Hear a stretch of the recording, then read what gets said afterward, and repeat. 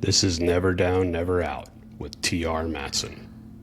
This podcast is about discipline when motivation fades, resilience when things get hard, and showing up when quitting would be easier. No hype, no shortcuts, just the mindset required to build something real. One day at a time. Let's get into it.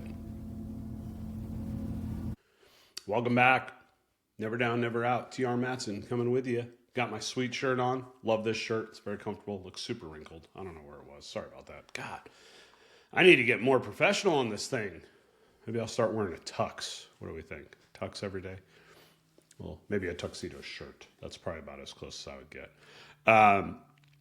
I was looking at the projects, just a side note before we get started today. I was looking at the project screen of all this, of the 62 episodes now that have been, this is number 63 that it's been published. And I realized I basically just wear different t-shirts every time. And I'm like, maybe I should just pick a t-shirt like this one and wear it every time. I don't know. Let me know what you think. Is it distracting to see what color t-shirt I wear every day? Sorry, just that's the mood today. Hopefully you made your list yesterday of the promises you need to keep to yourself. Hopefully you've caught up with that. Episode 63 coming at you. I need to check on this. This is going to be a good one. I like this one. I like this topic. Small daily efforts, big outcomes. Okay. We've talked about things, right? We've talked about our non-negotiables. We've talked about the promises yesterday that we need to keep to ourselves. So what are these small daily efforts? Well, I'll talk about it in two parts. One, I work on frustration. I, and my wife can attest to this, mentally I don't, I'm not comfortable being stagnant. Whether it's individually or as a family, I'm not comfortable with that. And when we're stagnant for too long, I get very frustrated. And when I get frustrated, it comes out towards my wife, towards my kids, towards the people around me, just like anybody else, right? I mean, that's frustration. So I work daily, multiple times a day, to try to realize and to try to think about the good things, the things that I've accomplished, the things that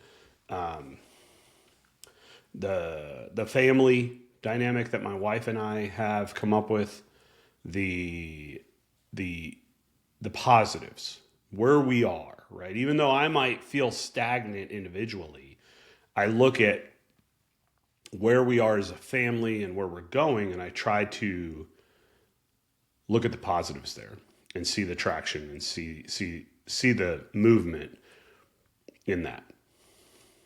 So that's one thing. And it helps because I get less frustrated. I let life take its course a little bit more.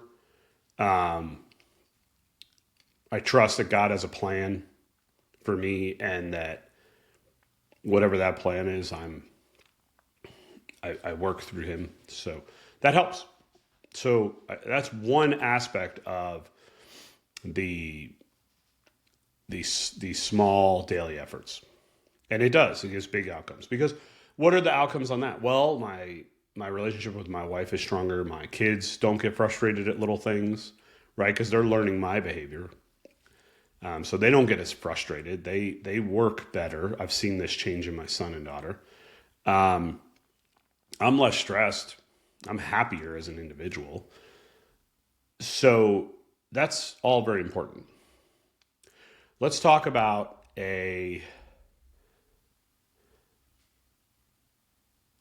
another goal, another thing that I have started doing. So this episode goes live, if I do the math right, on the 9th, which means tomorrow's my birthday. and I turned 47 years old, March 10th. About a week ago, I have seen people do this on the internet, and it's cliche. And I've seen people say, oh, I wake up and I do 20 air squats and 20 push-ups before I do anything else in the day. And it really just helps me get going, helps me get moving, helps my body feel better. And I thought to myself, I'm like, look, I lift weights. I feel like I'm fairly strong for my age. 20 push-ups and air squats is really not something I'm interested in. So I thought, I don't want health just today. I want longevity. I want to be around for my wife and kids and their kids. So what if every day I do air squats and push-ups equivalent to my age? I don't know. Let's see how I feel. And a week ago, I said, let me start this. And instead of starting at 46, I was like, nah, it's close enough. Let's start at 47. And in 1 week's time, I've noticed I'm less sore in the morning. I feel like I've accomplished something. I know that no matter what the day brings, I've done some movement, especially in a job where I sit way too much. And it's felt pretty good. And it's just a week in. It's nothing. But there's a discipline. There's a callousing of my mind that I'm also doing, right? So then I brought it up to my kids and wife, and I go, what if this is the new Matson goal? What if everybody does it? What if my son does 7 air squats and 7 push-ups every day? It's probably a lot more at the end of the year than a lot of 7-year-olds. What if my 3-year-old daughter does it? Of course, my wife can do it because she's insane and she's in great shape, and she'll do it just because it's a challenge.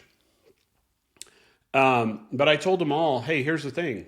I'm going to do it. And I will always have to do more than the rest of you. So if that helps motivate them, that's a big outcome. And it's helping me too. So a lot of times when we sit in front of these things and we do these things in life and we look towards our goals and we look to where we want to be, we often look at the big accomplishments, right? I want to earn my wings of gold for the Navy. It's a big accomplishment. I wanted to get my master's degree. I wanted to transition from flying Hawkeyes to Hornets. These are all big, massive accomplishments. I wanted to write a book. That's a big accomplishment. But the win often doesn't come looking at the big goal. Let me use this podcast as an example. I wanted to start a podcast to reach out to my children if for some reason in the future I'm not here. I want to leave them something. Something that when they're in their 40s, they could go back and watch and go, wow, that's a conversation with Dad talking about something I really needed today. Maybe their kids need it. That's a big goal. 1 a day for 365 days. That is a huge goal. But what I've learned is that the big outcome isn't in whenever I hit 365. It wasn't in when I hit 30 or 60. It won't be in it when I hit 90. The big outcome is every day. Every day when I click on YouTube and at 8 o'clock an episode goes live. That's the big outcome. That's the big discipline. It comes in the comment or the email or the instant message from somebody saying thank you. I needed this today because I was at the end of my rope today and I needed some direction. I needed some spark of positivity. Those are the huge outcomes. The recording takes 15 minutes. But doing it daily has built up my own discipline, built up my own drive and determination to keep going, and has helped me be more positive. It excites me. I'm excited that it's reaching people that I would have never been able to talk to. And it's helping them. Maybe they don't have a dad or, that strong parental figure that talks about some of these hard topics. Maybe their parents didn't go through the same things I've gone through. Wait till we get to the next phase. There's going to be some stories, let me tell you. But it's not in the big things. It's not in the you've reached a milestone of being able to monetize or bring money back to the family or have people be able to support, by buying stuff. It's not in any of that. It's in the daily message of positivity in a world where we need a little bit of that, if we're being honest with ourselves. So when you're looking at what you're trying to accomplish, yes, you need the big goals. You need the big, huge things far out there. But the real success is in the little things. It's in the 47 air squats and push-ups a day. It's in the little victories that we get. As I've said before, it's in the stacking of the wins throughout the day, which then turn into stacking days of wins throughout the week, and so on and so forth, until all of a sudden you're a better version of yourself. And you don't even know what happened. You look around and you're in a different place than you were. And you're like, I put in the work. I did the things. I made the effort. Listen, nobody's going to give you anything in this world. They're just not. Sure, there's a few people out there that win the lottery or inherit a huge sum of money. And they say money can't buy happiness, but it sure does make things a lot easier. I'd be lying if I said it didn't. But money can't replace effort. The daily effort of constantly working to be a better version of yourself is the only way you're going to get there. Nobody can walk in to your job today and say, hey, Bill, here's a better version of yourself. Thanks for showing up. It's not going to happen.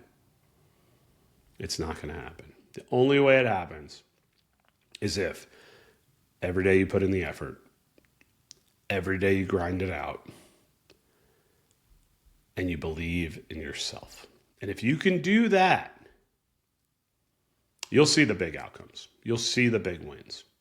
It won't be without setbacks. It won't be without hardships. It won't be without days and weeks and months of just nothing. But it'll come. Thanks for tuning in today. Let's stay the course. Let's do the little things. Remember, yesterday you made promises to yourself. Have you kept them today? We'll talk soon. If this episode helped you, don't just listen, apply it. Progress is built in what you do after the message ends. Remember, never down, never out. I'll see you tomorrow.